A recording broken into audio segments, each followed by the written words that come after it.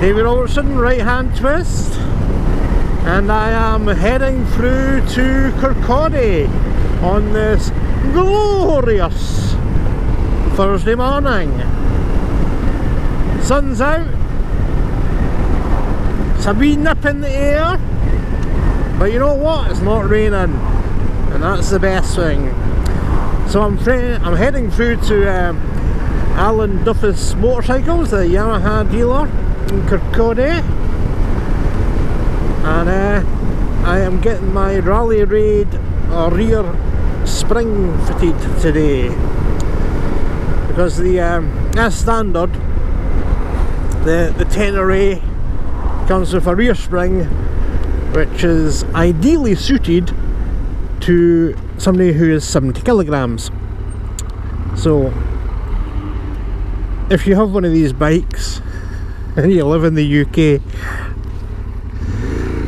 are you 70 kilograms? No, I'm not. So I ended up going for the 95 Newton meter Rally Raid one. So that's the highest spring you can get. It's probably slightly overkill because yeah, I'm not 70 kilograms, I'm about 95 kilograms, but that 95 Newton meter spring, it's rated to up to I think 120 kilograms. So I'm thinking, you know, well, if I ever have to carry a pillion, and I mean most of the guys I know that maybe are going back on my bike are no lightweights either. So I thought, get the heaviest one possible. Also, it just covers me for, you know, carrying luggage, and obviously a spring loses some of its springiness, if you like, as it gets older, because it's being compressed and rebound, compressed, rebound, compressed, rebound, you know, thousands and thousands of times a minute. So that will have an effect over it all in its life, and yeah, it's quite a cheap upgrade as well. It's about 90 odd quid for the spring, and approximately about an hour's labour to get fitted. I was going to do it myself. I mean, there's a few videos on YouTube showing you how to do this, you know, with tie down straps and a jack, etc. To be honest, my wife said, no, don't be an idiot, how much does it get done? Yeah, pay for it, get it done properly. So yeah, that is today's little run out. So it's mostly, once I've crossed the bridge, it's mostly motorway, so I won't be filming all that, or you won't see all that, because it's quite a boring ride out. But we'll get it done, get it fed, see what I think. Now I'm not guessing, I kind of know what I expect. Once this is fitted, it is going to increase the ride height, you know, once I sit on the bike. Now this bike has got a 20mm lowering on it already. The Rally Edition seat is 20mm higher than normal, so I think the normal ride height for this bike, you know, completely standard, is it's tall. It's 895mm, which is really tall. I've got quite long legs, so I'm not too bad on it. The 20mm lowering does help, so it'll be interesting to see, you know, what the spring will do. Like I say, I ain't no lightweight, so that is still going to, you know, I'm going to sit in the bike and it's going to compress the spring, definitely. I have to have quite a lot of preload on the spring, the standard spring, just to help it cope with my weight. You know, when I first got the bike, it was set up, you know, as they come from factory, so it had pretty much either zero or hardly any preload on it. But I did find I had to wind up quite a bit to make it, you know, not feel like it was pogoing on sort of bumpier roads. So I know the rally raid spring will certainly alleviate that problem. I should be able to wind off, you know, quite a bit of the preload. And yeah, let's just see what it does to the ride height. Anyway, I am going to stop talking now, and the next bit that you will see on this will be when I actually arrive in Kirkcaldy. Okay? Bye for now.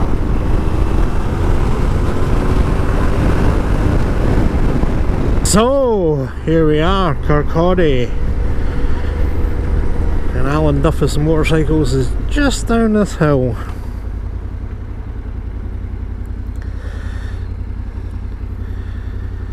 So note, if you're ever coming here,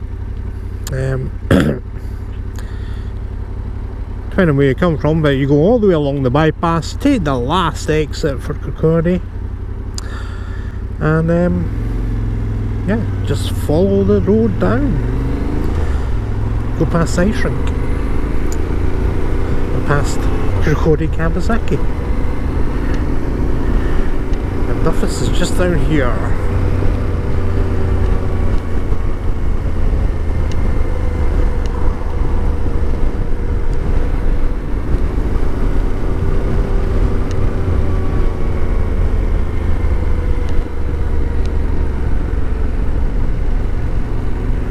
I'm actually going to go park my bike around the back because all the bike parking is taken up by cars.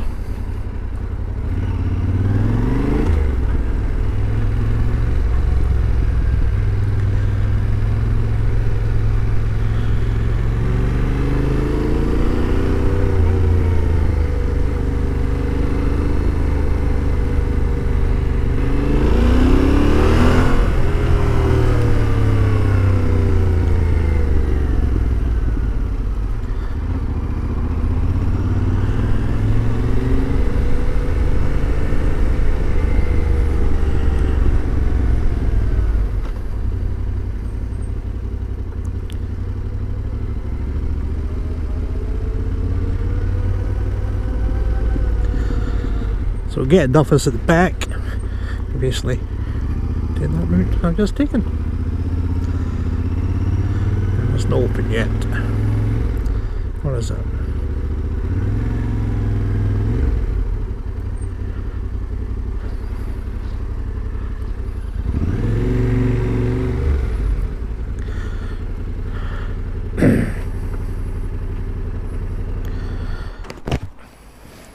Alright, David Robertson, right hand twist. So, picked the bike up from Alan Duffus. The rally raid spring has been fitted. So you can see that here. It's white instead of black, so you can obviously see it's different. And yeah, 45 minutes labour. Saved me all the hassle. So cheap as chips. And let's see what the difference is. So, I have, when I had the standard spring on this, I needed quite a bit of preload. Just to compensate for my weight, really. You know, as I said, standard spring, 70 kilograms. This is a 95 Newton meter one. So, good for people between 100 and 130 kilograms. I'm not even 100 kilograms, I'm 95. But as I said before, I wanted the heaviest spring because if I have to carry someone on the back, and just for luggage, you know, simple as that. And because I know over the miles and the years, the spring will lose some of its springiness. That's a technical term. Anyway, I noticed the guys had the preload set pretty much where I had when I dropped the bike off, so I have backed that off by about 4 clicks. Let's see what the ride height, if there's any difference with me backing that off. I don't think there is, maybe a little bit, tiny bit. I can still get my feet pretty much down, no bad. And oh, you can feel a lot less bouncy, definitely.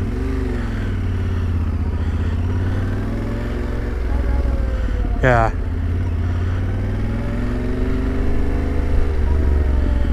We'll see what it's like on the ride home. What I'll do is I'll probably not. I came along this morning on the motorway, just one, because it was the quickest way.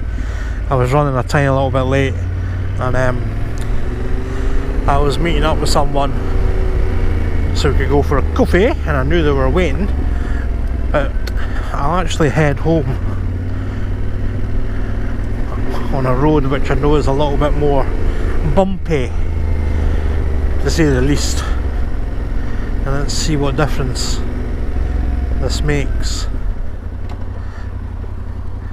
When you see the two, I actually wish I'd got a photo of both springs together, because when you see the original black spring, you know, it's quite significant difference between the two, you know, physically, which you would expect anyway, because this Rally Raid one is a lot more heavy duty.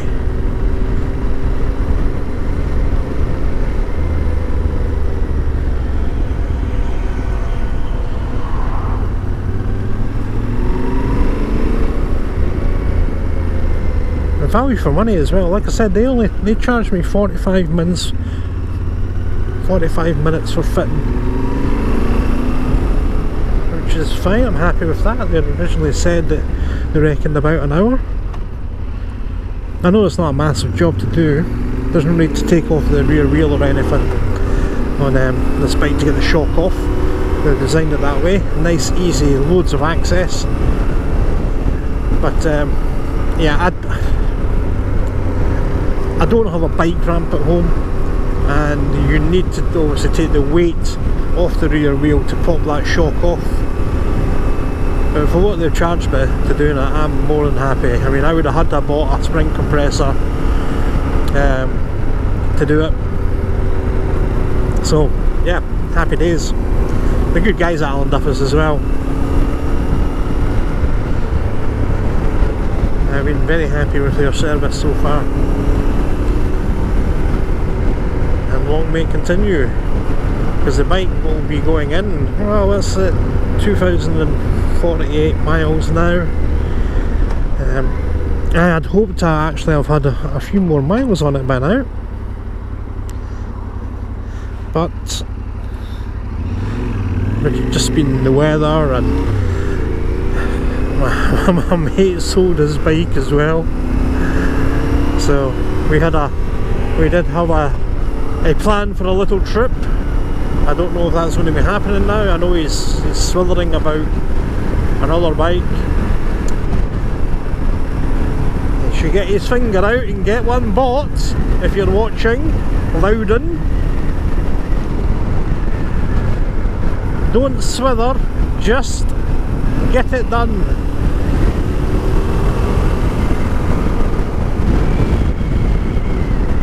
I think half the problem is he's not quite sure what he wants. Whether he wants another Bergman, the burger van, or whether, I know he'd be looking at VFR 1200 with the DCT box. Anyway, so we might get a trip together, or it might just be me away. Anyway, so off the motorway.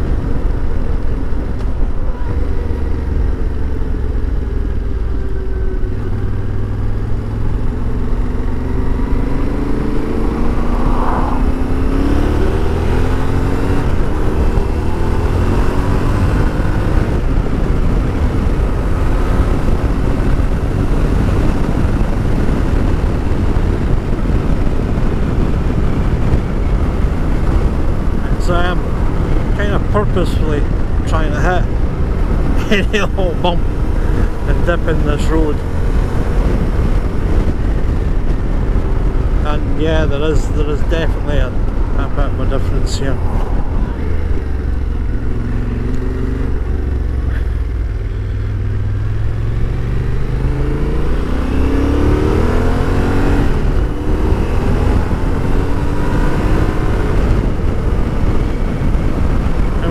Really notice until I think I get up north and get on some of the roads that are really shitty that I've been on already with the bike. But I mean, there's a couple of big bumps there, and certainly you can feel it. It feels firmer, which is going to be, even though I've really backed off the preload. I mean, I think it's probably on maybe 2 clicks.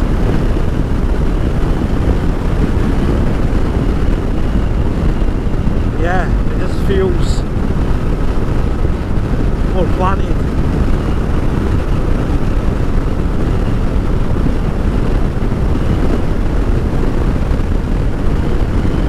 Like I said, the ride height's slightly higher than what it had been.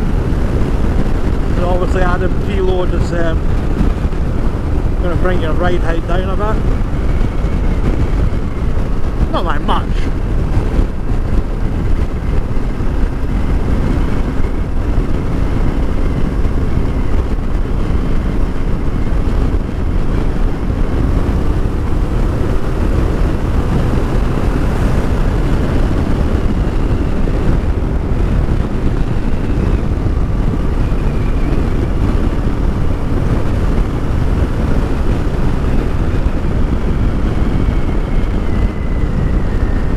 I'd be interested to see if, you know, am I going to do the front forks? I don't know. I mean, I don't find them soft. I don't find like I get massive amounts of dive from them. Maybe I do. Maybe I will. I don't know. That's maybe something for next year.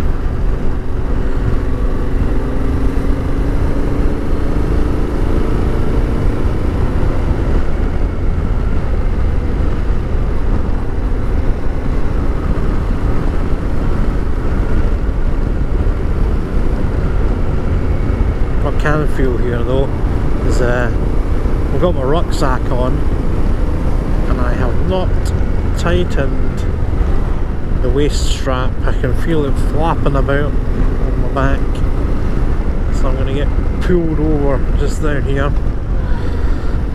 This is Crossgates, by the way, in Fife.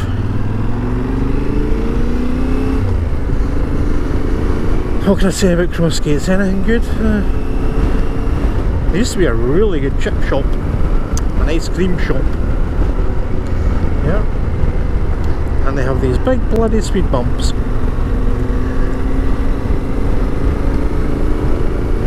And a few weeks ago I was battering down here in the opposite direction. Completely forgot about said speed bump. Hit it going a little bit too quick. It was fine, bike was okay. I just had a moment of oh fuck, but it was all good. So this road out here, this is quite, again, quite rough. You probably don't see it in the video, but trust me, there is little bumps and pits and rough bits, and yeah, just soaking them up.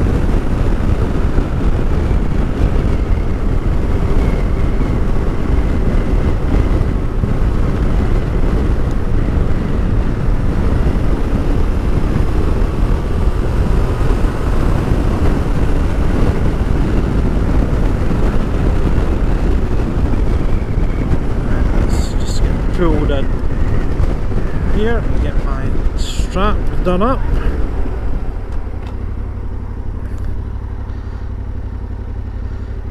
So that's just flapping about.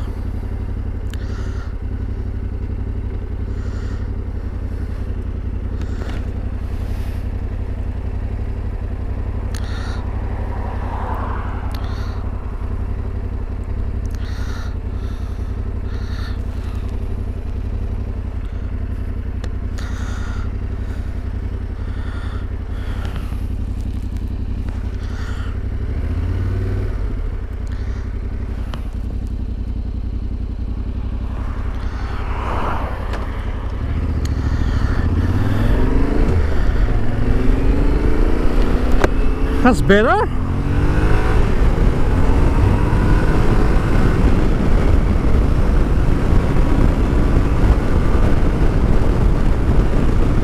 Anyway, homeward bound. I have work to do.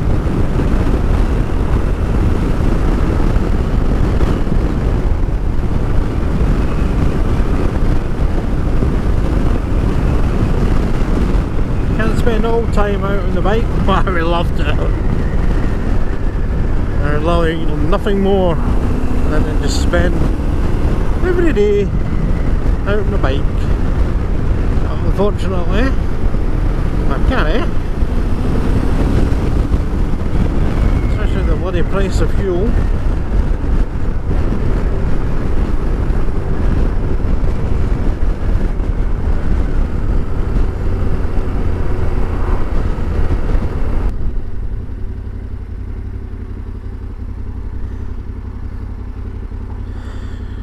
Right, definitely a tiny little bit higher.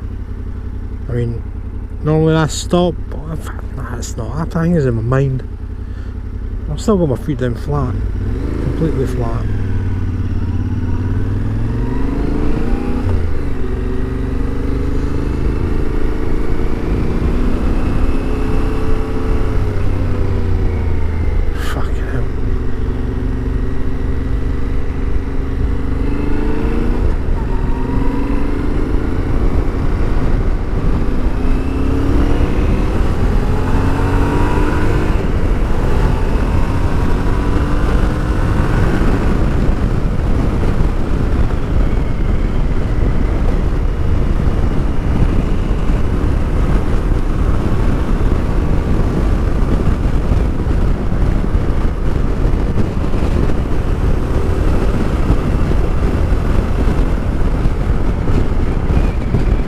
This was the bridge that was replaced the 4th road bridge.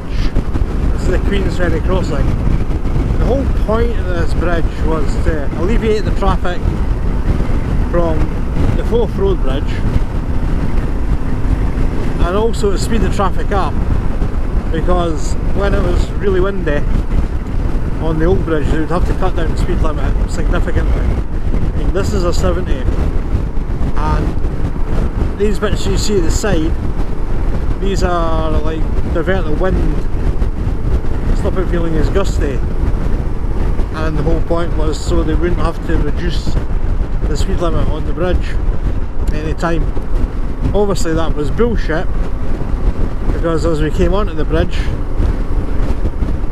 it was saying 50 and now we're actually on the bridge, it's saying 40. Yeah, it is windy, but fuck me, why the 40 mile an hour? I mean, it's not as I'm not getting blown about here. You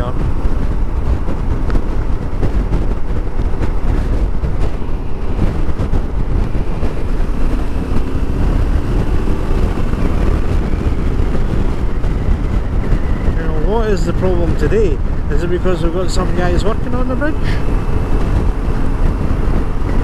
I mean, they seem to be working on this bridge constantly for such a new bridge.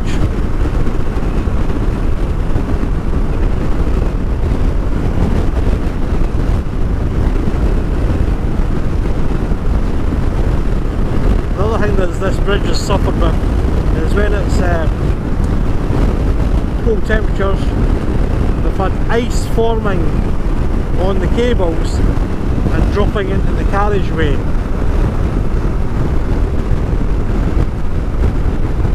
So they obviously didn't think about that. I mean, we are in Scotland. In winter it does get cold. And you're going over a large body of water. And there's a lot of moisture in the air. And it pushes down quite a lot. So you're going to get ice forming on this bridge. And it seems like the coating, which is the bridge is painted in, doesn't cope with that very well. So they've had, you know, cars actually get damaged because of ice falling from the support beams, if you like, of the bridge. The support cabling. Yeah. But a few people have had a nice claim from that.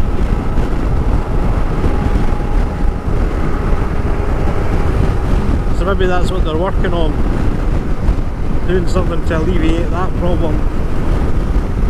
Because before you know it, I mean, it's September next week. Christ! Time this year has flown by.